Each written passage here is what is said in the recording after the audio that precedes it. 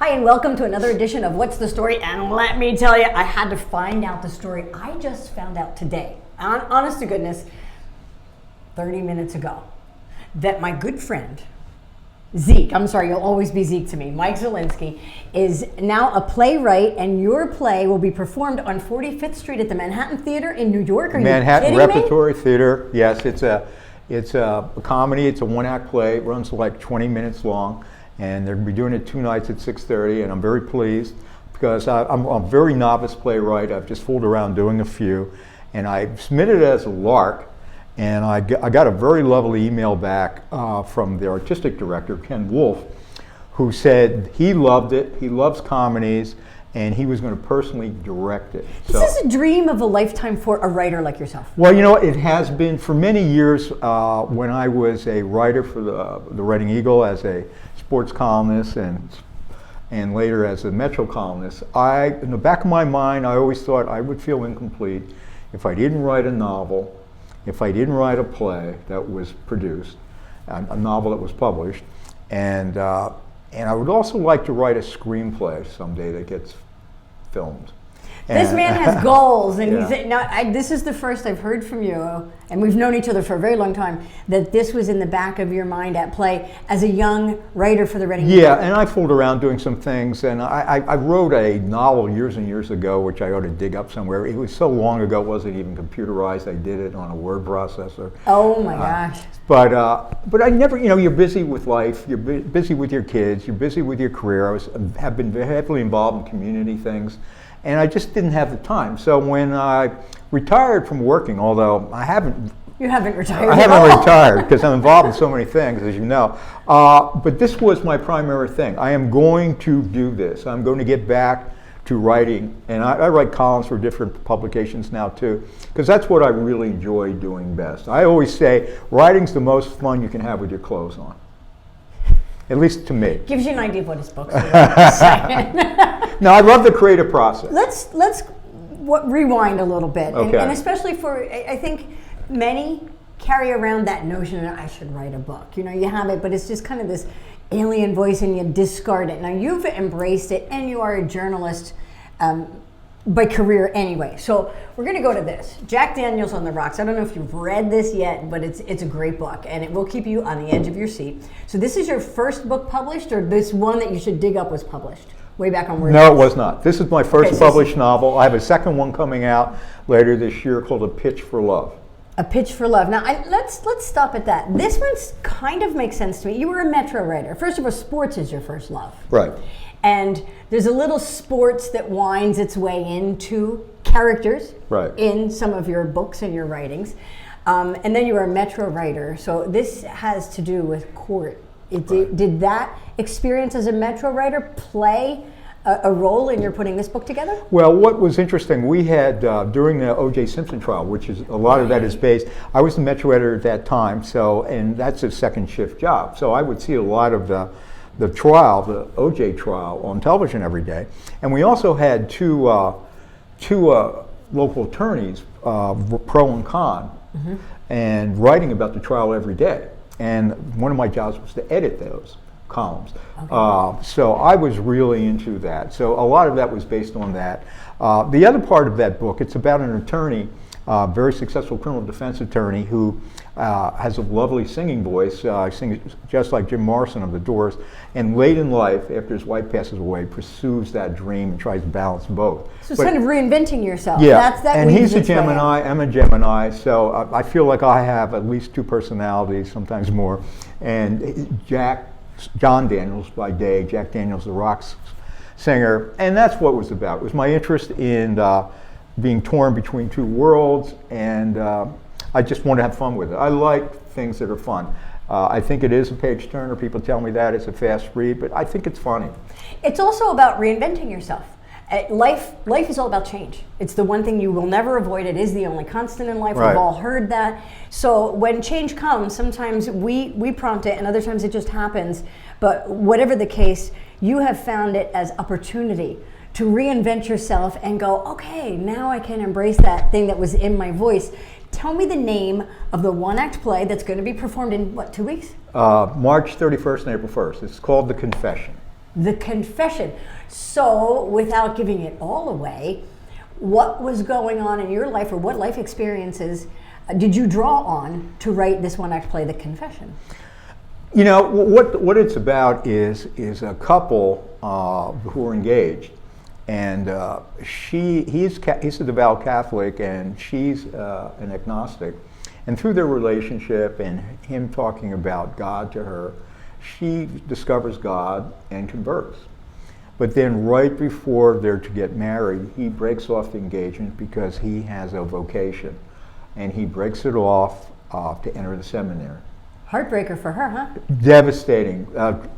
Dramatically alters her life to a ridiculous degree. Now, again, this is a comedy. But she becomes a high-class call girl for 30 years. And the premise of the story, or the play, is after all those years, she is disgusted with her life, and she decides to go to confession. So she leaves, she's not with God, she comes to God, she's mad at God, she hates God. She comes back now. Well, she figures, maybe it's part to cover my butt, I'm no kid anymore, but she feels like she needs to reconcile. And it's so horribly difficult to go to confession when you don't have a lot of sins. But imagine she had 30 years of a lot of lewd sins, so she goes to confession. And she's nervous, she has inappropriate humor in confessional box. Are you going to give the end away? No. Okay, you gotta go see the But play. I had a lot of fun doing it. There was nothing really in I've known I know a priest who had multiple, he became a priest later in life like this guy did. And he had multiple relationships, and but he became a priest because he had a call, Okay, I don't think he left anybody heartbroken because he had 6 ex-girlfriends. Apparently they were all at his ordination. There you go. Yeah. So there are life experiences you're drawing on to make these stories. Can you share, Zeke, though, it's one thing to say, I really want to do this and write it, but then bring it to fruition. So you made the book happen. What wheels did you put in motion to get your one-act play actually accepted at the Manhattan Repertory Theater and then produced? Well, they're a remarkable organization. They have their own productions. Okay. They have a dance. In fact, I forget her name, Vanessa Long, I think. Okay. She's from Berks County, but they have a dance troupe. But they have in-house playwrights, and they put on their own shows. But they're also very helpful to aspiring playwrights. And I subscribed to their I signed up a couple years ago to the Ease newsletter, but it was always about, because I really am a novice. I don't even have local connections in theater. If they would put on they take one-act plays and they'll set aside a couple of days, and if you come up with fully directed and cast, the actors and everything, you have a shot. So did you do don't that? Put it on. Is no, yours directed? Because I didn't really have anything like that in place. I didn't have a team around me. So for the first time only, I saw an email from them a few weeks ago saying that they were going to try something different for a modest production fee.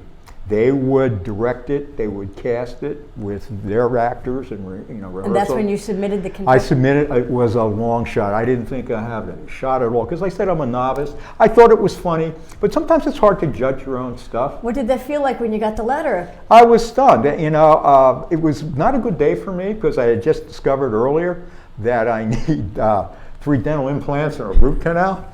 And so I'm pulling my teeth out over that, so to speak. It's balance. Yeah. It's balance, good and evil, as somebody so says here at the People. Well, it was funny. After I got the email from Ken Wolfe, who was going to be personally directing the play, the artistic director, which is, and he was so laudatory about it, and say how much he loved it, and he loves comedy like this, and he thinks it's a great fit for them. I just thought, wow. Suddenly I forgot about my teeth. I bet you did. I bet you still forgot about them because this is a great opportunity to happen. Yeah, it's one. I don't know if it'll lead to anything, but I can always say I had a play produced. It's not Broadway per se, but it's in the Broadway section. It's in New York City, yeah. Another quick question, because I'm curious. You've been a writer for a newspaper, so you're a newspaper journalist. And I still am. I'm writing columns. I write a regular column for the Berksmont newspapers, the Hamburg Item, the Kutztown Patriot, the Boytown Times, a few others. So the differences in writing, you're a journalist for a newspaper, and then a novelist, and then a playwright. Is there one you enjoy more than the other? Because it's different styles. I actually like both, and the big difference I have found. There's 3 kinds. That wasn't both. Journalist, book, playwright. Oh, yeah. Well, yes, they are different. And I don't know how much time we have. When you're a journalist, when you're writing out people, I always love to write people's stories. Like I wrote the cover story in Keiko Matsui, which will be in the Berks Jazz Fest special section in the Reading Eagle, March 29th. And I really love interviewing her, writing her story, because it's remarkable. But you have to be succinct, because space is a premium. Yeah, I went a little long on this one, but hopefully I don't cut it. But the character's already there. She is the character. The difference between writing about someone, and I've always been drawn to characters, which is why I like to cover sports many years, because there's a lot of characters in sports, and I was privileged to cover a lot of them. Here you have to make up your own characters. You start from scratch. And that's the hardest disconnect, characterization. I'm not saying I'm good at it yet.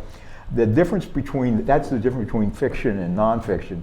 The other, I'd like to use a lot of words. I'm a flowery writer. I probably overdo the analogies at times. It drives my wife crazy. And it's an impulse and indulgent, but a lot of people do like them. I overdo it, and I'm trying to be more disciplined. In my second novel, Pitch for Love, there's less of those. But when you write a play, it's so different. Everything is dialogue. Is it more challenging or less challenging? For me, it's more challenging. Okay. It's easier to write in a way, because you don't have to go into the whole thing, especially now that you don't have to do a background set. Yeah, I'm going to start, when I'm done with a lot of things I'm involved with, I'm going to start. I have some ideas for a 4-act play. I've written 3 1-act plays, 1 3-act play, and but I think the Confession's So they're all sitting in your closet waiting for somebody to say, here's a place to put them. Yeah, and maybe I'm hoping to have an ongoing relationship, with other, in Manhattan Repertory Theater or with some others. I know Philadelphia does some. A friend of mine, Ray Dininger, had a play produced.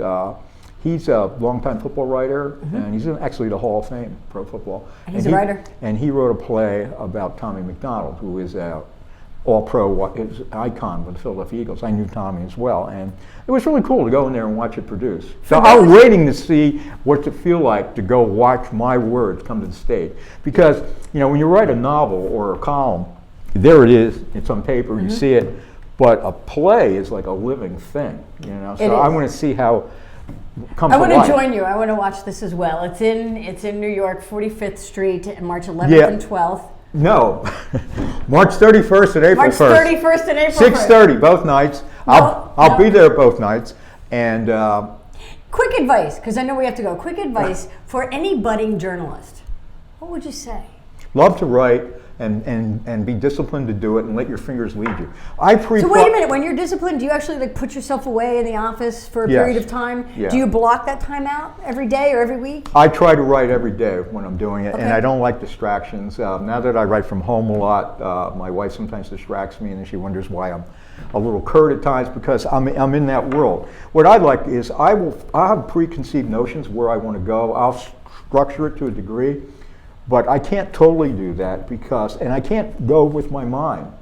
It's my fingers and my mind. If I ever lose my hands, I won't be able to write that well. Because what flows out of my fingers sometimes takes me places I don't know I'm going there. And sometimes I'll back up and say, I don't want to go there. Or I'll say, man, I got this going. And it's like a mystical process. You ever feel like somebody else is writing through your fingers? It's not actually from your head? No, it's me.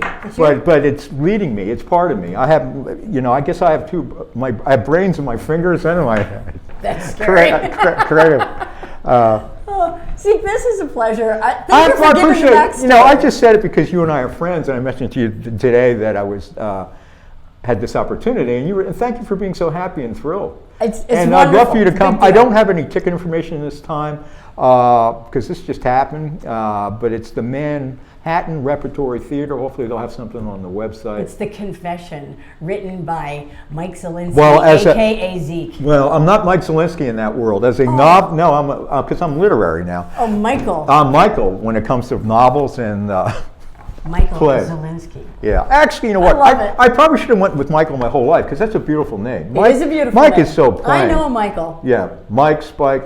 You should call your husband Michael. I do all the time. Oh, do you? He's Michael. My wife never calls me Michael. The only person... We're digressing.